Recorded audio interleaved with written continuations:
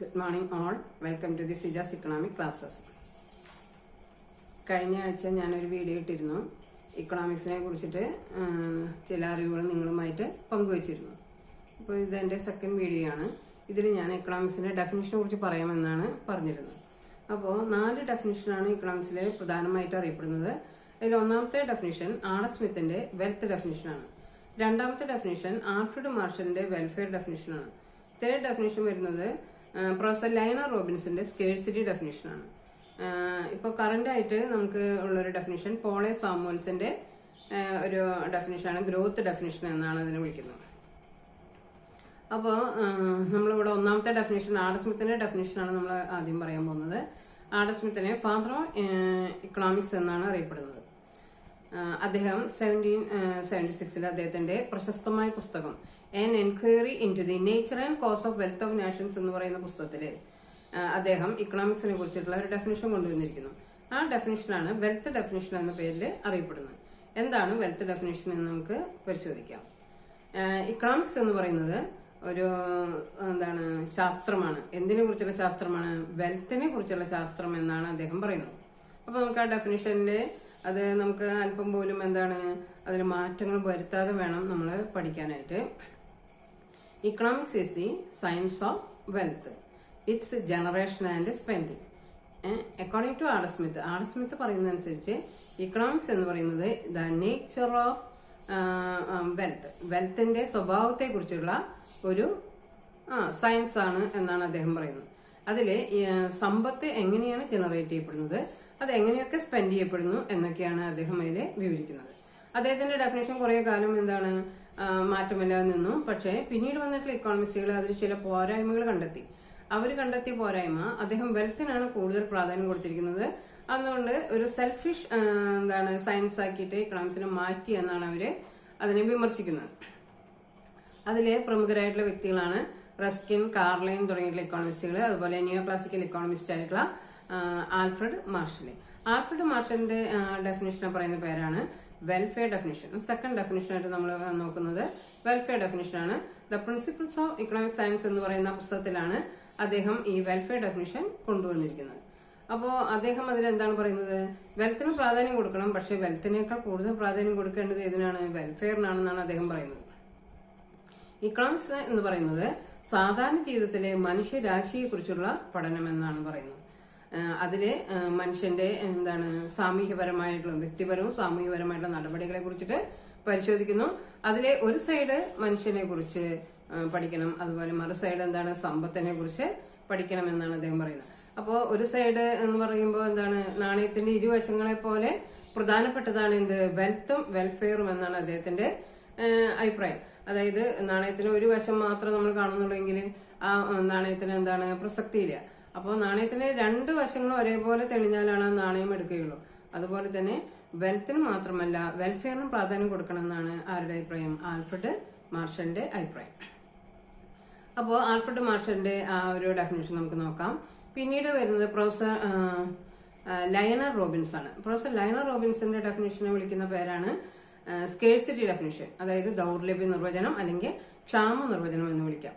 അപ്പോൾ ഈ അദ്ദേഹം അത് പബ്ലിഷ് ചെയ്യുന്ന 1932 അതായത് അദ്ദേഹത്തിന്റെ പ്രശസ്തമായിട്ടുള്ള പുസ്തകത്തില്, അതായത് the nature and significance of economic science എന്നാണ് അദ്ദേഹത്തിന്റെ പുസ്തകത്തിന്റെ പേര്. അപ്പോൾ 1932 എന്ന് പറയുമ്പോൾ നമുക്ക് ഗ്രേറ്റ് ഡിപ്രഷൻ ഒക്കെ വന്നൊരു സമയത്താണ് അദ്ദേഹത്തിന്റെ ആ ഡെഫിനിഷൻ കൊണ്ടുവന്നിരിക്കുന്നത്. പ്രൊഫസർ ലയണൽ റോബിൻസിന്റെ ഡെഫിനിഷനാണ് ഏറ്റവും സയന്റിഫിക് ആയിട്ട് ഡെഫിനിഷനായിട്ട് ഇന്ന് അംഗീകരിച്ചിട്ടുള്ളത്. പിന്നെ 4ാമത്തെ ഒരു ഡെഫിനിഷനായിട്ട് നമ്മൾ പറയുന്നത് പോൾ എ സാമുവൽസിന്റെ ഡെഫിനിഷനാണ്, ഗ്രോത്ത് ഡെഫിനിഷൻ എന്നാണ് അത് വിളിക്കുന്നത്. 1964 അത് പബ്ലിഷ് ചെയ്തത്. അദ്ദേഹത്തിന്റെ പ്രശസ്തമായ പുസ്തകത്തിന്റെ പേര് ഇക്കണോമിക്സ് എന്ന് തന്നെയാണ്. അപ്പോൾ നമ്മുടെ പ്രൊഫസർ ലയണർ റോബിൻസിന്റെ ഡെഫിനിഷനുമായിട്ട് കൂടുതൽ സാമ്യമുള്ളതാണ് ആരുടേത്? പോൾ എ സാമുവൽസിന്റെ ഡെഫിനിഷൻ എന്ന് പറയുന്നത്. അപ്പൊ നമുക്ക് രണ്ടാമതായിട്ട് നമ്മൾ പറയുന്നത് ആൽഫ്രഡ് മാർഷലിന്റെ ഡെഫിനിഷനാണ്, അതായത് welfare definition. Economics is A study of mankind in the ordinary business of life. സാധാരണ ജീവിതത്തിലെ മനുഷ്യരാശിയെ കുറിച്ചുള്ള പഠനമാണ് ഇക്കണോമിക്സ് എന്ന് പറയുന്നത്. It examines that part of individual and social action. It is most closely connected with the attainment and use of material requisites of well-being. Thus, it is on the one side the study of wealth and other side, more important side, the study of the man. ഇതാണ് നമ്മുടെ Alfred മാർഷലിന്റെ welfare definition എന്ന് അറിയപ്പെടുന്നത്. അപ്പോൾ ഈ ഡെഫിനിഷനും എന്താണ്, important ആണ്. പക്ഷെ നമുക്ക് ഒരു ഇമ്പോർട്ടൻ്റ് ആയിട്ടുള്ള ഡെഫിനിഷൻ എക്കണോമിക്സിനെ കുറിച്ച് നമ്മൾ പറയുകയാണെങ്കിൽ നമ്മൾ പറയേണ്ടത് ആരുടെയാണ്? പ്രൊഫസർ ലയണൽ റോബിൻസിന്റെ സ്കേഴ്സിറ്റി ഡെഫിനിഷനാണ്. അതായത് ദൗർലഭ്യ നിർവചനം അല്ലെങ്കിൽ ക്ഷാമ നിർവചനം എന്ന് പറയുന്ന ആ ഡെഫിനിഷനാണ്. അതാണ് കൂടുതൽ ഇപ്പോൾ നിലവിൽ ശ്രദ്ധിക്കപ്പെടുന്ന ഒരു ഡെഫിനിഷൻ എന്ന് പറയുന്നത്. അപ്പോൾ അതിൽ അദ്ദേഹം എന്തിനെ കുറിച്ചാണ് പറയുന്നത് ചോദിച്ചാൽ, മനുഷ്യന്റെ ആവശ്യങ്ങൾ എന്താണ്? അൺലിമിറ്റഡ് ആണ് എന്ന് പറഞ്ഞാൽ unlimited wants and limited resource. അതിനിടയ്ക്ക് മനുഷ്യൻ എങ്ങനെയാണ് ബിഹേവ് ചെയ്യുന്നത് എന്നാണ് അദ്ദേഹം കണ്ടെത്തിയിരിക്കുന്നത്. നമുക്കറിയാം, വാണ്ട്സിനെ കുറിച്ച് പറയുകയാണെങ്കിൽ വാണ്ട്സിന് ഒരിക്കലും അവസാനമില്ല. അപ്പോൾ മനുഷ്യന്റെ അൺലിമിറ്റഡ് ആയിട്ടുള്ള വാണ്ട്സ്, ഒരാവശ്യം കഴിഞ്ഞാൽ മറ്റൊരാവശ്യം വന്നു, അങ്ങനെ വാണ്ട്സ് ഇങ്ങനെ കണ്ടിന്യൂ ചെയ്തുകൊണ്ടിരിക്കും. പക്ഷെ നമ്മുടെ റിസോഴ്സസ് അങ്ങനെ കണ്ടിന്യൂ ചെയ്യില്ല. അപ്പോൾ നമ്മുടെ റിസോഴ്സ് എപ്പോഴും ലിമിറ്റഡ് ആയിരിക്കും. അതിനേക്കാൾ വളരെ കൂടുതലായിരിക്കും നമ്മുടെ വാണ്ട്സ്. അപ്പോൾ ഈ അൺലിമിറ്റഡ് വാണ്ട്സിനെയും ലിമിറ്റഡ് റിസോഴ്സിനിടയ്ക്ക് മനുഷ്യൻ എങ്ങനെ ബിഹേവ് ചെയ്യുന്നു, അത് വളരെ ബുദ്ധിമുട്ടാണ് അങ്ങനെ ബിഹേവ് ചെയ്യാനായിട്ട്. നമ്മൾ എങ്ങനെയാണ് ഒരു റേഷണൽ ബീയിങ് ആണെങ്കിൽ എങ്ങനെ ബിഹേവ് ചെയ്യും?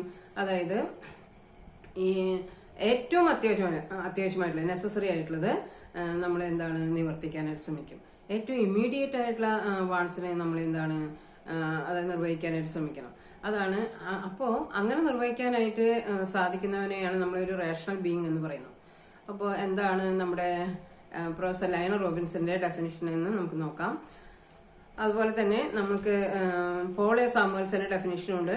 പക്ഷെ നമുക്ക് പോൾ എ സാമുവൽസന്റെ ഡെഫിനിഷൻ നമുക്ക് അതിനേക്കാൾ കൂടുതലായിട്ട് നമ്മൾ പ്രാധാന്യം കൊടുക്കേണ്ടത് ആരുടെയാണ്? Professor Lionel റോബിൻസിന്റെ ഡെഫിനിഷനാണ്. ആ ഡെഫിനിഷനെ പറയുന്ന പേരാണ് സ്കേഴ്സിറ്റി ഡെഫിനിഷൻ. അതിലെന്ന് പറയുന്നത്, economics is a science that studies human behaviour as a relationship between ends and scarce means which have alternative uses. This definition came to be known as the scarcity definition. എന്താണ് ഈ ഡെഫിനിഷന്റെ പ്രത്യേകത എന്ന് പറഞ്ഞാൽ, മനുഷ്യന്റെ ആവശ്യങ്ങൾ അപരിമിതമാണ്, അതായത് അവസാനിക്കാത്തതാണ്. അപ്പോൾ മനുഷ്യന്റെ ആവശ്യങ്ങൾ, അപരിമിതമായി മനുഷ്യന്റെ ആവശ്യങ്ങളും പരിമിതമായ വിഭവങ്ങളും തമ്മിലുള്ള ബന്ധത്തിനിടയ്ക്ക് മനുഷ്യൻ എങ്ങനെയൊക്കെയാണ് ബിഹേവ് ചെയ്യുന്നത് എന്നതിനെ കുറിച്ചിട്ട് ഇക്കണോമിക്സിൽ പഠിപ്പിക്കുന്നതെന്ന് അദ്ദേഹം കണ്ടെത്തിയിരിക്കുന്നു. അപ്പോൾ നമുക്ക് പ്രധാനപ്പെട്ട ഡെഫിനിഷൻ ചോദിച്ചാൽ നമ്മൾ ഏതാ പറയേണ്ടത്? പ്രൊഫസർ ലയണൽ റോബിൻസിന്റെ ഡെഫിനിഷനാണ്, അതായത് scarcity definition. Okay, thank you.